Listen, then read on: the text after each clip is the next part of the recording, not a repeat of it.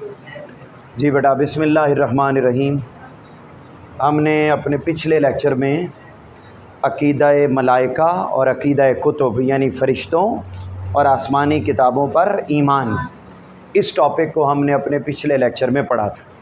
आज बेटे जो हम टॉपिक पढ़ने जा रहे हैं वो टॉपिक है बेटा अक़ीदा-ए आखिरत।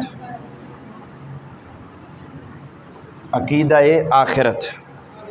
अच्छा, अक़ीदा-ए आखिरत ये तो हमारा मेन टॉपिक है और इसमें जो आपको लॉन्ग क्वेश्चन आएगा वो ये आएगा कि अक़ीदा-ए आखिरत की अहमियत बयान करें और इंसानी ज़िंदगी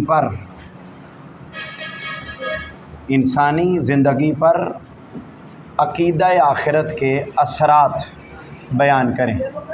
ये बेटा दो यानी टॉपिक एक है अक़ीदा-ए आखिरत के टॉपिक से रिलेटेड। ये लॉन्ग आपको आएगा कि अक़ीदा-ए आखिरत की अहमियत बयान करें और इंसानी ज़िंदगी पर उसके असरात। समझो टॉपिक, पहले इधर मेरी तरफ देखिए, पहले टॉपिक समझिए। टॉपिक ये बेटा हम ये पढ़ने जा रहे हैं कि वो बंदा, जैसे आपको याद होगा पिछले टॉपिक में आपने एक टॉपिक पढ़ा था कि अक़ीदा तौहीद के इंसानी ज़िंदगी पर क्या असरात हैं, याद आ रहा है आपको? वहाँ आपने उसका क्या मतलब था कि वो बंदा जो अल्लाह को एक मानता है उसकी ज़िंदगी पर क्या असरात मुरतब होते हैं। बिल्कुल वैसे ही वो बंदा जो आखिरत पर यकीन रखता है, बोलिए क्या? वो बंदा जो आखिरत पर यकीन रखता है उसकी ज़िंदगी कैसी होती है, उसकी ज़िंदगी में क्या खूबियाँ होती हैं, उसकी ज़िंदगी पर उसके क्या असरात मुरतब होते हैं। तो ये आज का हमारा लॉन्ग क्वेश्चन है। जब आपको ये लॉन्ग क्वेश्चन आएगा तो आपने बेटा कैसे उसको अटैम्प्ट करना है?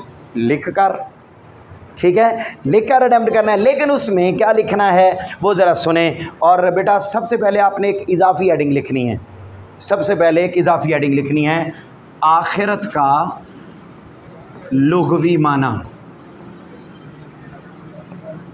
इजाफी हेडिंग लिखेंगे आखिरत का लुग़वी माना। शाबाश, लिखो। आप लिखेंगे आखिरा अरबी ज़ुबान का लफ्ज़ है, आखिरा अरबी ज़ुबान का लफ्ज़ है जिसका माना है, आखिरा अरबी ज़ुबान का लफ्ज़ है जिसका माना है बाद में आने वाली चीज़।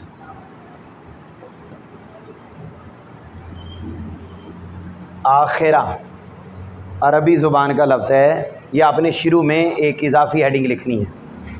अब आपको पता है ना हर टॉपिक में हम इजाफी लिखते हैं, तो इसी तरीके से अब बुक पर आ जाएं।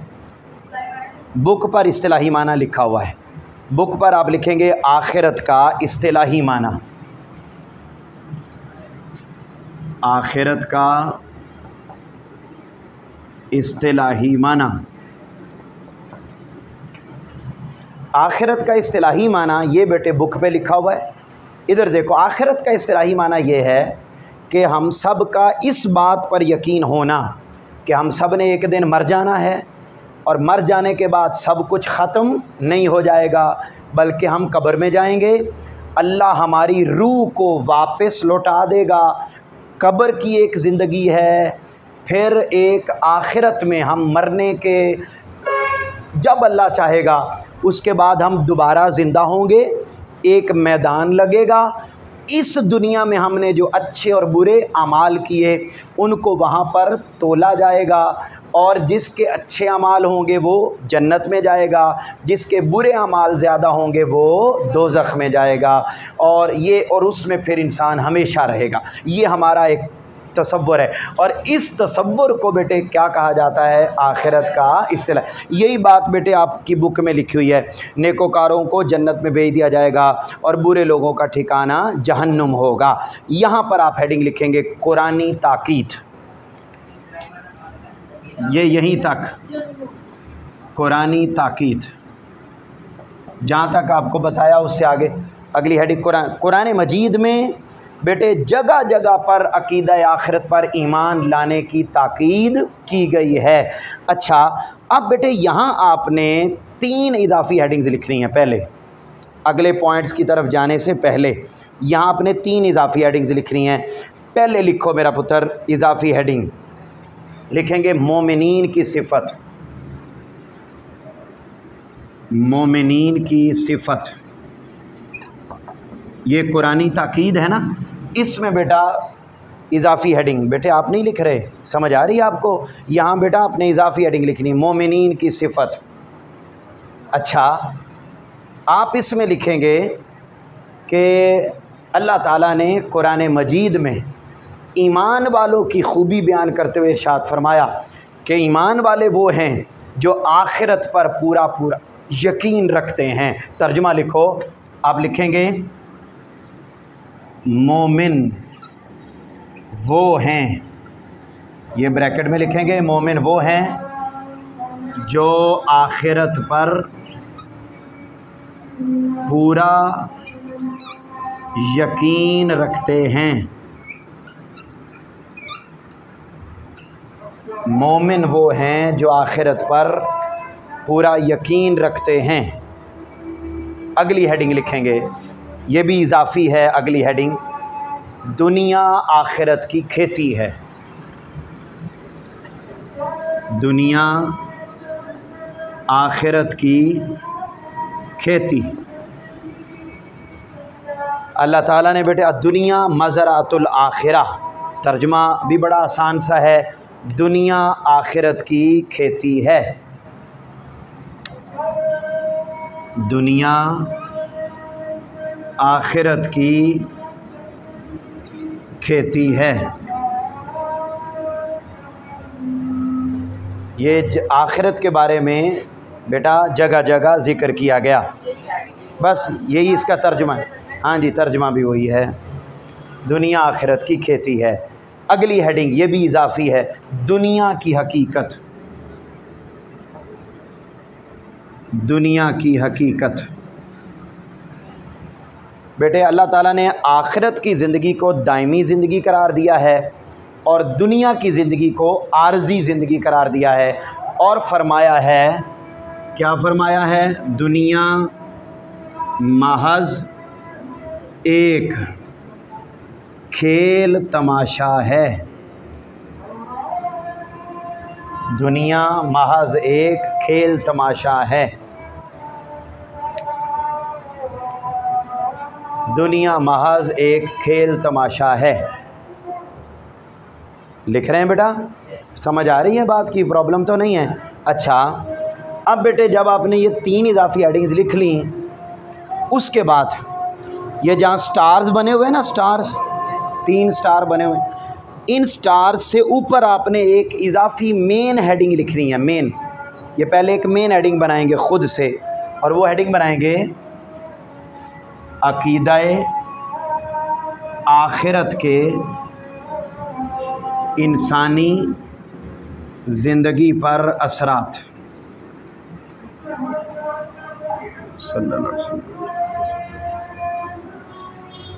अकीदा आखिरत के इंसानी ज़िंदगी पर असरात, ये मेन हेडिंग हो गई।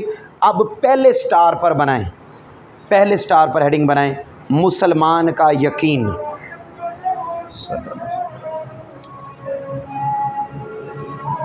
मुसलमान का यकीन।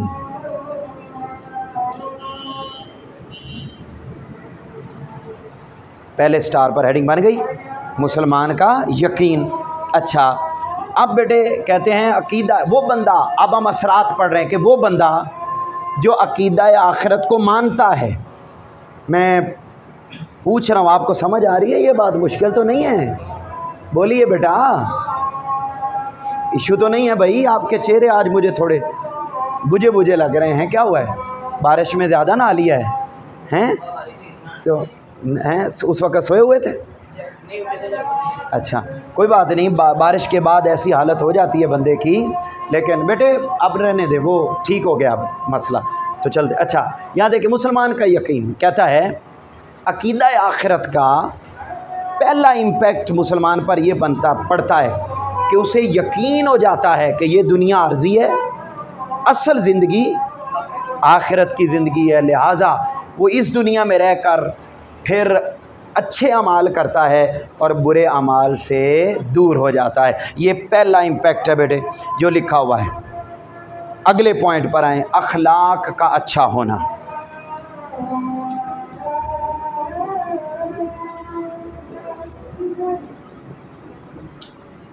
अखलाक का अच्छा होना। दूसरा इम्पैक्ट जो अकीदा है आखिर, मसलन मुझे अगर पता ना हो कि मरने के बाद कुछ भी नहीं होना तो मेरा जो दिल करेगा मैं इस दुनिया में करूँगा, लेकिन अब जब मुझे पता है कि मरने के बाद हिसाब किताब होना है तो फिर मेरा अखलाक अच्छा होगा या बुरा? तो कहते हैं दूसरा इम्पैक्ट अकीदा आखिरत पर ईमान रखने का ये होता है कि बंदे का अखलाक क्या हो जाता है अच्छा। तीसरा पॉइंट लिखेंगे, ज़िम्मेदार होना। तीसरा पॉइंट ज़िम्मेदार होना। बेटे हर बंदा फिर जिस बंदे का अकीदा आखिरत पर यकीन होता है वो हर बंदा ज़िम्मेदारी के साथ अपना काम प्रॉपर करता है। फॉर एग्ज़ाम्पल कोई टीचर है तो अगर बेटे उसे पता ना हो कि मरने के बाद मेरा हिसाब होना है तो वो पढ़ाएगा ही नहीं, डंडी मारेगा पढ़ाने में। लेकिन अब चूँकि पता है कि यार मेरे ज़िम्मे जो काम लगा है वो एकेडमी वालों ने तो पूछना ही पूछना है, लेकिन क़यामत के दिन अल्लाह ने भी पूछना है, लिहाजा वो क्या करेगा, वो अच्छे तरीके से पढ़ाएगा। कोई स्टूडेंट है वो अच्छे तरीके से पढ़ेगा। अगर कोई डॉक्टर है, इंजीनियर है, कोई चीफ़ जस्टिस है, कोई वज़ीर आज़म है, कोई चीफ़ ऑफ आर्मी स्टाफ है, मतलब अलगरज जो जिस ड्यूटी पर है बेटे हर बंदा अपनी ड्यूटी प्रॉपर तरीके से परफॉर्म करेगा अगर बंदे का अकीदा किस पर हो, और अगर ना हो तो फिर वो कहते हैं नवाज शरीफ बन जाएगा। ठीक है, तो मतलब कहने का ये कि फिर वो कुछ भी बन सकता है। अब ज़रा सुने काका पार्टी, ये तो 3 पॉइंट हो गए बुक के, अब इजाफी लिखो इसके अंदर और क्या क्या इम्पैक्ट पड़ सकता है। तो लिखो मेरा पुत्र, पहला पॉइंट इजाफी आप लिखेंगे, नेकी से मोहब्बत और बदी से नफ़रत। शाबाश, हाँ अगली हेडिंग इजाफी, नेकी से मोहब्बत और बदी से नफ़रत। वो बंदा जिसका आखिरत पर यकीन है वो बेटा नेकी से मोहब्बत करेगा और बदी से नफ़रत, क्योंकि उसे पता है मैंने एक एक बात का जवाब देना। यही इसका टेक्स्ट है जो मैंने आपको बोल दिया, आप अपने लफ्ज़ों में लिख सकते हैं। ठीक हो गया। जो जिस बंदे का अकीदा आखिरत पर यकीन होता है वो नेकी से मोहब्बत करता है और बदी से नफ़रत करता है। अगला पॉइंट बेटा आप लिखेंगे, सब्र व तहम्मुल। सब्र व तहम्मुल, वो बंदा जो अकीदा आखिरत पर यकीन रखता है, जो बंदा अकीदा आखिरत पर यकीन रखता है बेटा वो कभी भी बेसब्री का मुजाहरा नहीं करता। वो कहते हैं अगर यहाँ मेरा नुकसान हो भी गया है अल्लाह क़यामत के दिन मेरा नुकसान पूरा कर देगा, क्योंकि इन अल्लाह माअस साबिरीन। तर्जमा लिखो, बेशक अल्लाह सब्र करने वालों के साथ है। बेशक अल्लाह सब्र करने वालों के साथ है। आप बेटे लिख नहीं रहे? हाँ, मुझे आप लिखते हुए नज़र नहीं आ रहे, क्या बात है? आपको समझ आ रही है मैं क्या बोल रहा हूँ ये सारा? हाँ जी, इसका टेक्स्ट बेटे मैंने बताया, इसका आपने ख़ुद लिखना है कि अकीदा आखिरत पर ईमान रखने वाला नेकी से मोहब्बत करेगा और बदी से नफ़रत करेगा। क्यों नफ़रत करेगा? क्योंकि उसे पता है मैंने एक आखिरत में जाके हिसाब देना है। इसका टेक्स्ट भी पहले 2 लाइनें खुद लिखनी है कि वो सब्र और तहम्मुल का पैकर बन जाता है, इसलिए बनता है क्योंकि उसे पता है अल्लाह सब्र करने वालों के साथ हो जाए। फिर बेटा अगला लिखेंगे, माल खर्च करने का जज्बा। माल खर्च करने का जज्बा। अकीदा आखिरत पर यकीन रखने वाला अपना माल ज़रूरतमंदों पर खर्च करता है। क्यों? उसे पता है कि मैं 1 रुपया भी किसी के लिए ख़र्च करूँगा अल्लाह क़यामत के दिन मुझे कई गुना ज़्यादा इसका अजर और बदला अता फरमाएगा। ये इतना सही इसका टेक्स्ट है, आपने ख़ुद लिख देना है। फिर सुन लें, माल खर्च करने का जज्बा, जो बंदा अक़ीदा आखिरत पर यकीन रखता है उसके दिल में गरीबों पर, ज़रूरतमंदों पर माल खर्च करने का जज्बा होता है, क्योंकि उसे पता है कि यहाँ मैं माल खर्च करूँगा तो अल्लाह क़यामत के दिन मुझे इसका बेहतर बदला अता फ़रमाएगा। ठीक हो गया। फिर अगला आप लिखेंगे इंसानियत से मोहब्बत।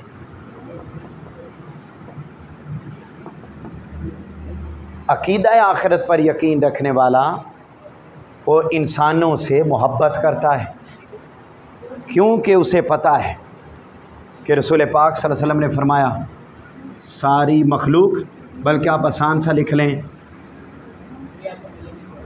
हाँ, इसमें इंसानियत से मोहब्बत। ठीक है, रसूल पाक सल्लल्लाहु अलैहि वसल्लम ने इरशाद फरमाया जो रहम नहीं करता उस पर रहम नहीं किया जाता।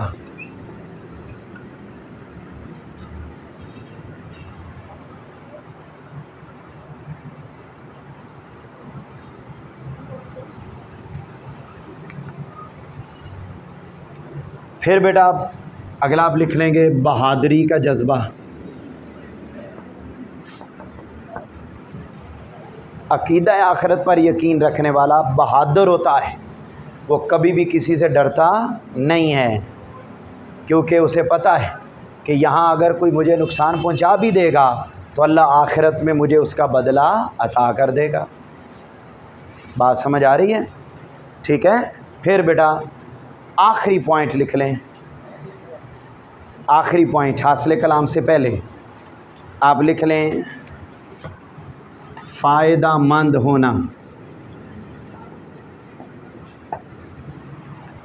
बेटे वो इंसान जो अक़ीदा आखिरत पर यकीन रखता है वो दूसरों के लिए फ़ायदामंद होता है, वो कभी भी दूसरों को नुकसान नहीं पहुंचाता। इसलिए कि रसूल पाक सल्लल्लाहु अलैहि वसल्लम ने फरमाया मैं खैरुन्नास मैं यनफ़उन्नास, तुम में से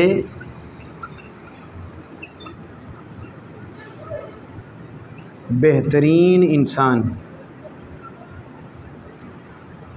वो है जो दूसरों के लिए फ़ायदामंद हो।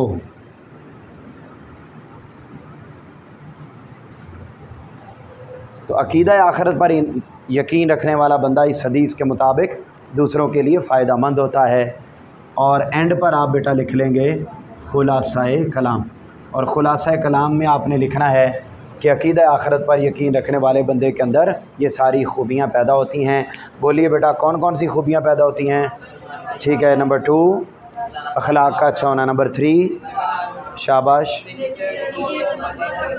शाबाश, अगला पॉइंट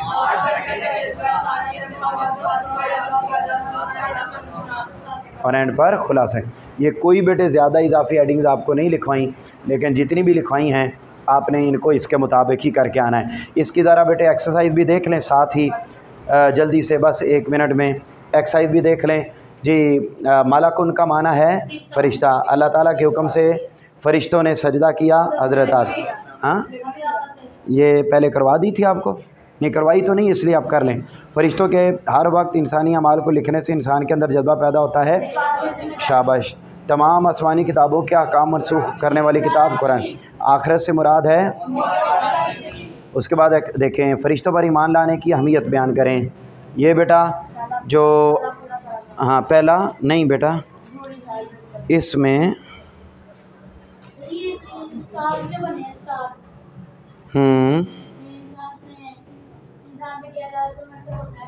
हाँ तो इसमें हाँ बिल्कुल, इसमें आप इज़्ज़त नफ्स वाला कर लें, कोई भी एक पॉइंट कर लें। फ़रिश्तों पर ईमान लाने के 2 असरात। नहीं यार, ये आपने पहला गलत बताया है। ये देखो पहला पूरा पैराग्राफ नहीं है, मैं आपको बताता हूँ। ये बेटे जहाँ मैंने आपको हेडिंग लिखवाई थी फ़रिश्तों पर ईमान लाना, वो दूसरी हेडिंग लिखवाई है ना, फ़रिश्तों पर ईमान लाना। वो वहाँ जिस तरह अल्लाह ताला की ज़ात, उसके रसूलों, आसमानी किताबों पर यहाँ से लेकर एंड तक हर हुक्म की पाबंदी करते हैं। उसके बाद असरात वाला नीचे जो स्टार बने हुए हैं वो है वो अंधेरा था इसलिए। 4 आसमानी किताबों के नाम लिखें, वो आगे अगले पेज पर है बेटा। उसके बाद फरिश्तों की सबसे बड़ी खूबी क्या है? ये जो आयत लिखी हुई उसका तर्जुमा, और उसके बाद आखिरत का मान और मफहूम लिखें। इसमें बेटा लुग़वी और इस्तिलाही माना, तो लुग़वी आपको लिखवाया है, इस्तिलाही ऑलरेडी लिखा हुआ है वहाँ। तो इस तरीके से आपने इस टॉपिक को मुकम्मल करना है।